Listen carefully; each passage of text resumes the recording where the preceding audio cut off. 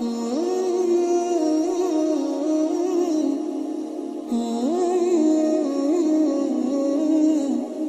اللہ الرحمن الرحیم۔ بسم اللہ الرحمن۔ دیکھیے ہم لوگ یہ صلح حدیبیہ کے مقام پر پہنچے ہیں۔ اس مقام کا نام ہے حدیبیہ۔ یہ ایک بہت ہی تاریخی مقام ہے۔ اللہ کے نبی صلی اللہ علیہ وسلم جب مکۃ المکرمہ سے ہجرت کر کے مدینہ منورہ تشریف لائے تھے تو سن 6 ہجری میں صحابہ کرام کے ساتھ آپ صلی اللہ علیہ وسلم نے حرم شریف کا سفر کیا تو مشرکین مکہ کو پتہ چلا تو مشرکین مکہ کو چونکہ ایک تو اسلام کے پھیلنے سے ان کو تکلیف ہو رہی تھی اور جن لوگوں کو انہوں نے پریشان کر کے اپنے وطن سے نکالا تھا وہ لوگ پھر دوبارہ اپنے وطن میں واپس آ رہے تھے تو انہیں اپنی ذلت محسوس ہو رہی تھی تو انہوں نے کچھ قافلے کو کچھ لوگوں کو لڑنے کے لیے بھیجا۔ نبی کریم صلی اللہ علیہ وسلم کو جب اس کی اطلاع ملی تو آپ صلی اللہ علیہ وسلم نے اطلاع بھجوائی کہ ہم لڑائی کے لیے نہیں آئے، حج کا سفر تھا وہ۔ آپ نے فرمایا کہ ہم حرم شریف جا رہے ہیں اور قربانی کے اونٹ جو تھے اس کو نشانی لگا کر بھی بھیجا کہ یہ قربانی کے اونٹ ہیں ہمارے، لیکن وہ کسی صورت میں آپ سب کو روکنا چاہتے تھے۔ تو اس موقع پر نبی کریم صلی اللہ علیہ وسلم نے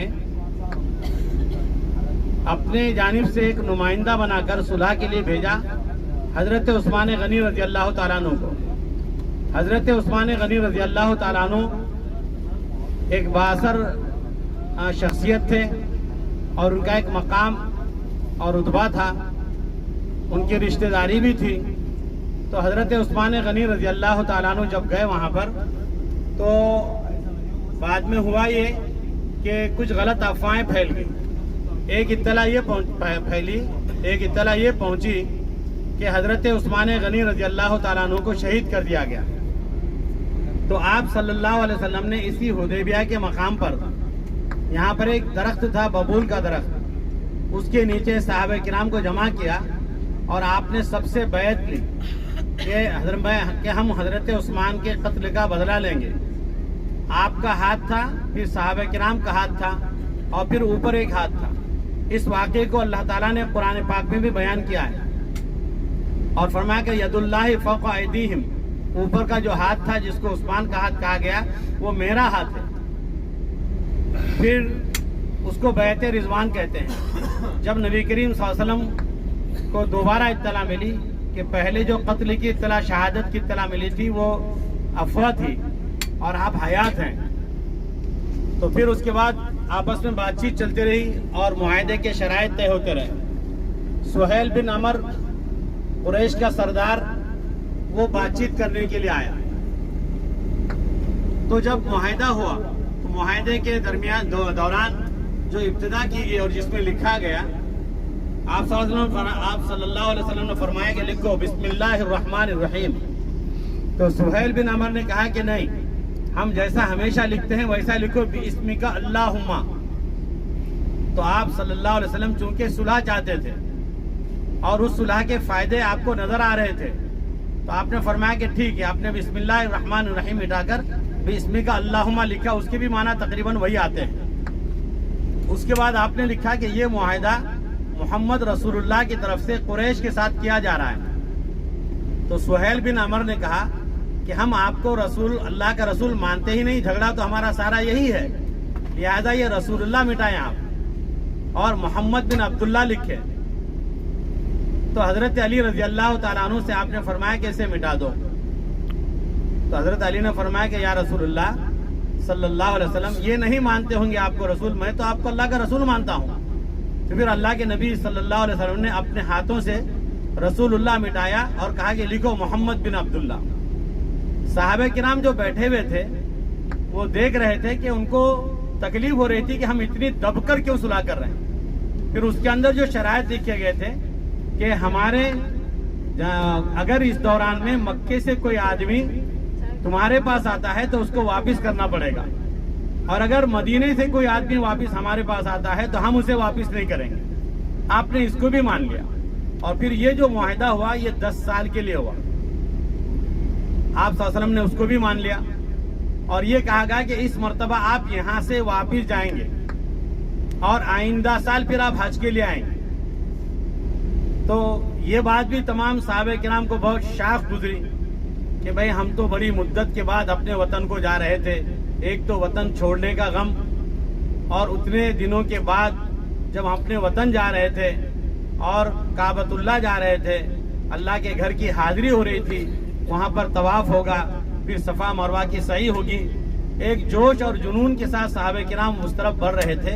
اب ان سے کہا جا رہا ہے کہ اس مرتبہ آپ یہاں سے واپس ہو جائیں گے، آئندہ سال حج میں آپ آئیں گے۔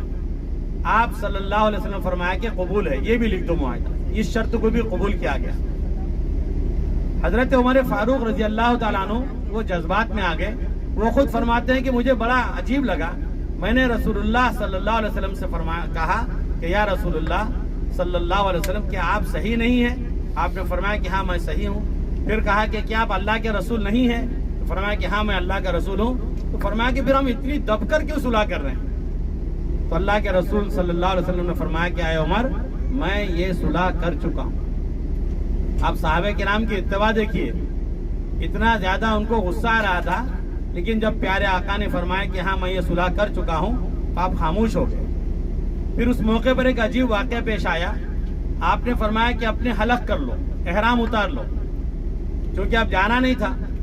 تو تمام صحابہ وہ بالکل خاموش رہے۔ آپ صلی اللہ علیہ وسلم نے فرمایا کہ بھائی حلق بنا لو۔ تو اس موقع پر حضرت ام سلمہ رضی اللہ تعالیٰ عنہ آپ کے ساتھ تھی۔ تمام صحابہ جو حلق کرنا چاہیے تھا لیکن خاموش ٹھہرے ہوئے تھے، تو وہ اپنے خیمے میں گئے۔ حضرت ام سلمہ رضی اللہ تعالیٰ عنہ نے پوچھا کہ یا رسول اللہ صلی اللہ علیہ وسلم کیا بات ہے، آپ اتنے پریشان کیوں ہیں؟ تو آپ نے فرمایا کہ اے ام سلمہ میں نے اپنے ساتھیوں سے کہا کہ وہ حلق بنا لے، ہم کو واپس جانا ہے، لیکن یہ حلق نہیں بنا رہے ہیں۔ تو ام سلمہ رضی اللہ تعالیٰ عنہ نے کہا کہ یا رسول اللہ صلی اللہ علیہ وسلم آپ اطمینان رکھیں، یہ آپ کے صحابہ ہیں، بال کیا ہے یہ تو آپ کے لیے اپنے گلے کٹوا دیں گے، یہ صدمے میں ہیں، یہ صدمے سے دو چار ہیں، آپ حلق بنا لیجئے، آپ کو حلق بناتا ہوا دیکھیں گے تو تمام صحابہ خود حلق بنا لیں۔ آپ صلی اللہ علیہ وسلم نے حلق بنایا اور جب باہر نکلے تو یقیناً جو صحابہ کرام تھے وہ صدمے میں تھے کہ ہمارا دین سچا، ہمارا نبی سچا، ہم سچے، ہمارا اللہ سچا، اور ہم سب سچے ہونے کے باوجود پھر ہم دب کر صلح کر رہے ہیں۔ لیکن چونکہ نبی کریم صلی اللہ علیہ وسلم کو وہ صلح کے فائدے نظر آ رہے تھے، اور اس میں کیا ہوا کہ 10 سال کے لیے جنگ بندی ہوگی کہ 10 سال تک آپس میں لڑائی نہیں ہوگی، مسلمان کہیں بھی ادھر ادھر جا سکتے ہیں۔ تو اس کا فائدہ یہ ہوا کہ مسلمان جہاں جہاں گئے وہاں اسلام پھیلا۔ تو نبی کریم صلی اللہ علیہ وسلم کو وہ فائدے معلوم تھے۔ جب تمام صحابہ نے حلق بنانے شروع کر دیے تو اللہ کے نبی صلی اللہ علیہ وسلم نے حضرت ام سلمہ سے فرمایا کہ اے ام سلمہ تم نے مجھے بڑا پیارا مشورہ دیا ہے، بڑا اچھا مشورہ دیا ہے، تمہارے مشورے سے مجھے راحت ملی ہے۔ تو پھر صحابہ کرام یہاں سے واپس ہو گئے۔ تو یہ ایک بڑا تاریخی واقعہ ہے اور یہ تاریخی مقام ہے۔ یہ اس صلح حدیبیہ کے مقام پر ہم جو پہنچے ہیں، اس کو صلح حدیبیہ اس لیے کہتے ہیں کہ یہاں پر صلح ہوئی تھی اور صحابہ کرام رنج و غم میں تھے۔ تو اس موقع پر اللہ تعالیٰ نے سورہ فتح کو نازل کیا، انا فتحنا لک فتحا مبینا۔ یہ سورہ فتح جو ہے یہ نازل ہوئی، اور یہ نازل ہونے کے بعد آپ نے حضرت عمر فاروق رضی اللہ تعالیٰ عنہ سے فرمایا کہ دیکھو اللہ تعالیٰ نے ہمیں فتح مبین کی خوشخبری سنائی ہے۔ اور پھر تاریخ آپ اٹھا کر دیکھیں گے تو صلح حدیبیہ کے بعد پورے عرب کے اندر اسلام پھیلا، اور پھر جہاں جہاں پر مسلمانوں کو تکلیف تھی وہ تکلیفیں رک گئی، اور مکے میں جب مسلمانوں کا آنا جانا ہوا تو جو لوگ ان سے دور تھے جب قریب ہو گئے تو ان کو آپس میں ایک دوسرے سے ملنے جلنے کا شوق پیدا ہوا، اور مسلمانوں کے جو کردار تھے، ان کے جو اخلاق تھے، اور ان کے جو صبح و شام کے جو کام ہوتے تھے، وہ جب ان کے کاموں کو دیکھتے تھے، ان کی زبان کو دیکھتے تھے، ان کے قول اور فعل کو دیکھتے تھے، تو ان کو بڑا احساس ہوتا تھا کہ یہ کتنے اچھے لوگ ہیں، اور ان کے اعمال کو دیکھ کے، ان کے اخلاق کو دیکھ کر اسلام پھیلتا چلا گیا۔ تو آج اللہ تبارک و تعالیٰ نے ہمیں हुदैबिया के मकाम पर पहुंचाया। हमारा आज ये 5वां उम्रा होने जा रहा है। अल्लाह का बड़ा करम, बड़ा शुक्र है कि अल्लाह ताला ने हमें ये तौफीक नसीब फरमाई।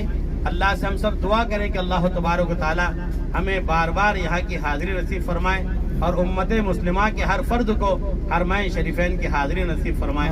जो भाई हमारे यहाँ पर आना चाहते हैं लेकिन वो नहीं आ पा रहे हैं, तो अल्लाह तबारक व तआला उनके यहाँ पर आने के असबाब मुहैया फरमाए। आमीन।